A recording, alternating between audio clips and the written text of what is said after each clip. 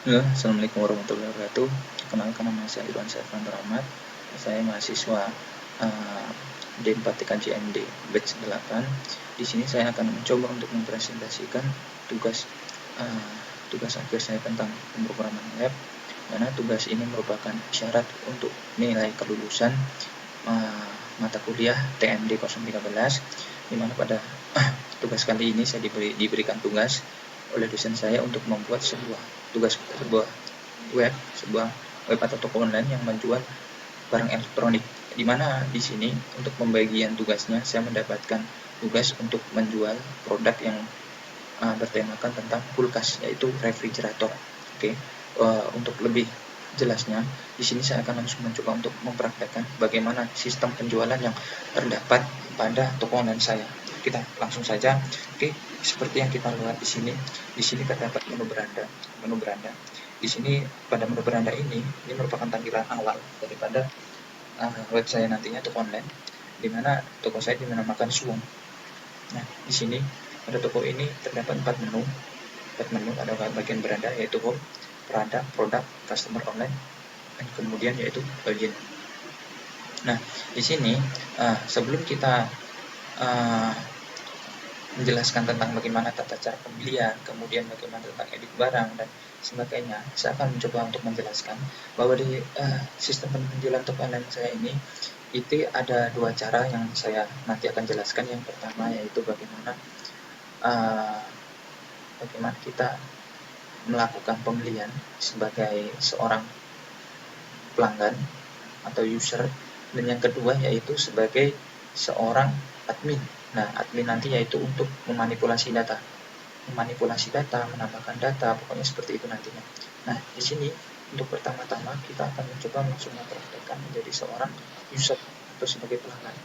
Caranya, sebelum kita membeli sebuah produk, sebelum misalkan kita pilih menu produk, nanti akan muncul tampilan seperti ini.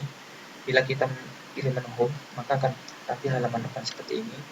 Kemudian customer online itu digunakan untuk chatting. Chatting ini yang nantinya akan saya jelaskan, ini digunakan untuk bagaimana cara interaksi hubungan antara si user dengan admin, seperti itu. Pertama-tama, sebelum kita membeli sebuah produk, terlebih dahulu kita harus login menggunakan user dan email kita. Maksud saya username dan password yang sudah kita miliki. Nah, untuk mendapatkan username dan password, terlebih dahulu kita harus register terhadap sistem ini. Pertama kita harus menemukan register, kemudian kita daftar. Misalkan nama saya yaitu Budi.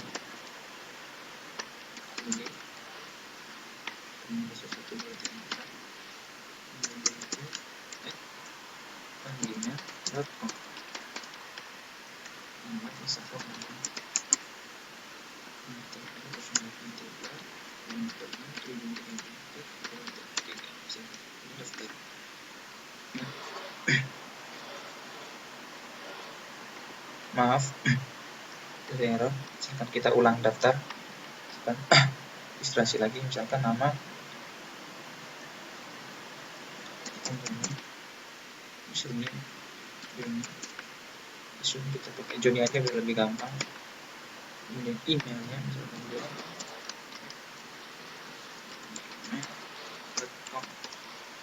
alamatnya misalkan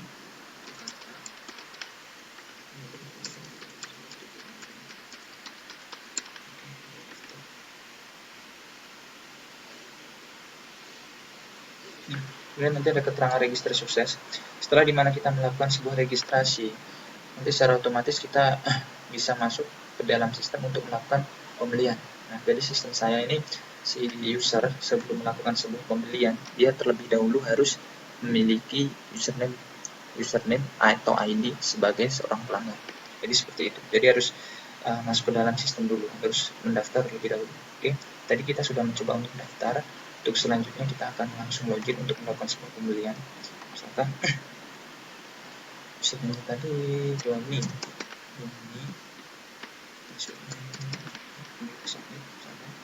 Oke, login berhasil. Nah, untuk sebagai pemberitahuan bahwa kita sudah berhasil masuk ke dalam sistem toko online kita, si user tadi, nanti ada sebuah keterangan yang ada di samping kanan. sebelah sidebarnya nanti itu ada keterangan selamat datang ini. Nah, sini keterangan sini mengatakan bahwa registrasi kita sudah berhasil dan kemudian login kita pun sudah berhasil. Ini nanti kalau sudah ada keterangan seperti ini, maka secara otomatis kita pun sudah dapat mengakses semua yang ada di halaman sini sebagai user. Kemudian kita juga sudah bisa melakukan sebuah pembelian. Oke, kita akan langsung coba untuk mempraktekkan bagaimana untuk melakukan sebuah pembelian. Di sini ketika kita milih produk, maka yang akan muncul yaitu tampilan gambar produk yang dijual seperti ini. Nah, di sini kita diberi tugas kemarin bahwa untuk tampilan produknya memiliki 3 macam kategori yang barang yang dijual. Maka di sini untuk refrigerator itu sendiri saya membuat 3 macam kategori. Yang pertama itu lemari 1 pintu, lemari 2 pintu, kemudian kulkas mini. Misalkan kita pilih lemari 1 pintu, maka yang akan keluar juga kategori lemari 1 pintu, 2 pintu, maka yang akan keluar lemari S saja yang untuk 2 pintu, kemudian kulkas mini, maka yang muncul juga tipe kulkas mini aja. Oke, selain itu untuk melakukan penjualan, misalkan kita akan membeli produk ini, misalkan tinggal kita klik aja icon gambarnya, kemudian misalkan jumlah pembelian berapa, misalkan 1 aja kita beli, misalkan kemudian beli. Nah, bagaimana caranya untuk melihat barang-barang apa saja yang sudah kita beli? Caranya yaitu setelah kita memilih pada produk, nanti kita klik aja ke keranjang. Keranjang ini adalah menandakan bahwa barang-barang yang sudah kita beli itu apa aja, nanti kita tinggal klik di bagian keranjang sini. Oke. Nah, di sini ya nanti ada sebuah form keranjang, mana ini form adalah untuk keterangan tanggal pembelian segala macam, nanti akan diproses di sini.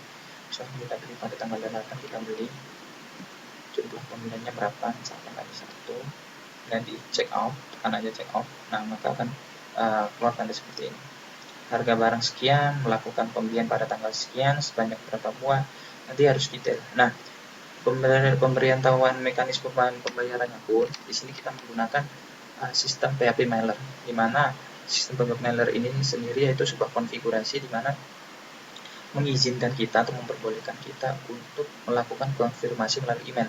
Jadi nanti di situ saya sudah menyertakan filenya juga di sini. Di sini di bagian konten di sini yaitu menggunakan PHP Mailer di sini. Nah, nanti ada konfigurasinya langsung di sini. Di sini nanti sudah ada. Kemudian nanti untuk itunya sendiri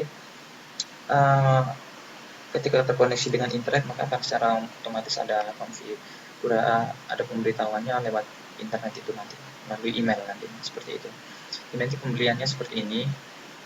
Nah, bila nanti pada sistem sales ini, bila tidak melakukan pembayaran selama 3 hari, maka itu nantinya akan di cancel oleh si admin nanti. Nah, untuk pembayarannya sendiri dilakukan menggunakan 2 bank, yaitu BNI dan Bank BRI. Nah, itu yang pertama, yaitu sebagai user. Kita sudah belajar. Sekarang yang kedua, saya akan menjelaskan bagaimana login sebagai apa yang bisa dilakukan sebagai user admin. Oke, yang pertama kita harus login terlebih dahulu sebagai admin. Nah, ini yang membedakan antara user admin dengan user sebagai pelanggan. Misalkan sebagai admin, nah maka akan keluar 5 tombol menu utama. Kalau tadi kita login sebagai user, yang hanya akan muncul yaitu 4 menu aja. Kalau kita loginnya sebagai admin, akan muncul 5 tombol menu utama, di mana menu yang baru yaitu panel admin ini. Panel admin ini digunakan untuk mengolah data atau memanipulasi data. Nanti misalkan kita pilih panel admin, maka akan muncul ada 3 menu baru, yaitu panel barang untuk mengolah barang, kategori untuk mengolah kategori, dan yang ketiga yaitu pembelian untuk mengolah pembelian. Karena di panel barang di sini nanti digunakan untuk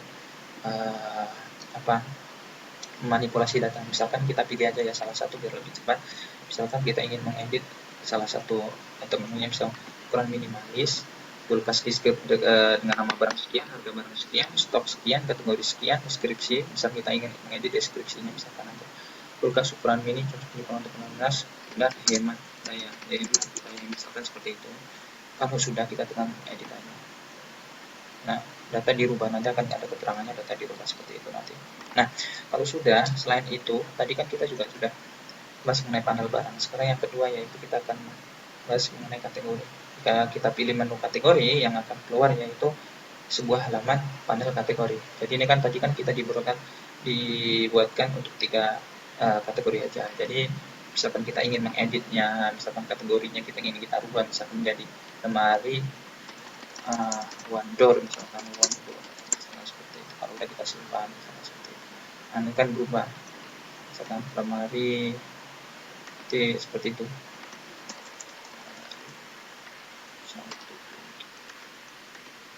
Nah, jadi seperti itu. Dan kemudian yaitu yang terakhir yaitu customer online.